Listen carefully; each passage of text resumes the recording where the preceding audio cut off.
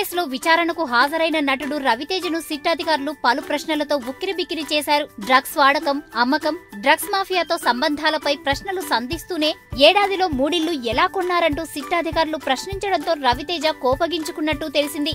Case ఒకటైతే అడిగేది మరొకటి. ఇది పద్ధతి కాదంటూ రవితేజ సిట్ అధికారులకు ధీటుగా జవాబిచ్చినట్టు సమాచారం. డ్రగ్స్ కేసు విచారణలో భాగంగానే ఏడాదిలో 3 ఇళ్లు ఎలా కొన్నారని, డ్రగ్స్ వ్యాపారంలో మీ పాత్ర ఏమైనా ఉందా అని సిట్ అధికారులు సమర్థించుకున్నట్టు సమాచారం. దీంతో నటుడు రవితేజ, సిట్ అధికారుల మధ్య పరస్పర విరుద్ధ అభిప్రాయాలు చోటు చేసుకున్నట్టు తెలిసింది. డ్రగ్స్ తీసుకుంటున్నారా? ఎప్పటి నుంచి తీసుకుంటున్నారు? ఎవరితో తీసుకుంటున్నారు? జాక్ ఈవెంట్లలో ఎప్పుడెప్పుడు పాల్గొన్నారు? అక్కడ డ్రగ్స్ సరఫరా చేసేవారా అని సిట్ అధికారులు ప్రశ్నించినట్టు తెలిసింది.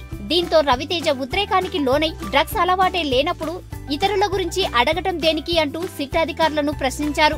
జీషాన్ ఎవరో తెలీదు, కెల్విన్ మాత్రం ఈవెంట్లలో కలిసేవారని రవితేజ సిట్ అధికారుల ముందు అంగీకరించినట్టు సమాచారం. డ్రగ్స్ వ్యవహారంపైనే సాగిన విచారణలో 3 ఇళ్ల కొనుగోలుపై రవితేజ స్పష్టత ఇవ్వడం కానీ, సిట్ అధికారులు ఇళ్ల ప్రస్తావన మళ్లీ తేవడం కానీ జరగకపోవడం గమనార్హం. మొత్తంపైన శుక్రవారం జరిగిన సిట్ విచారణలో అధికారుల ప్రశ్నలకు నటుడు రవితేజ ధీటుగానే సమాధానాలు ఇచ్చినట్టు తెలుస్తోంది. కాగా డ్రగ్స్ సూత్రధారులైన కెల్విన్, జాక్లతో హీరో రవితేజకు ఉన్న సంబంధాలపైనే సిట్ దృష్టి కేంద్రీకరించింది. 10 గంటల పాటు సుదీర్ఘంగా విచారించిన సిట్ ఆశించిన స్థాయి సమాచారాన్ని సేకరించలేకపోయినట్టు తెలుస్తోంది.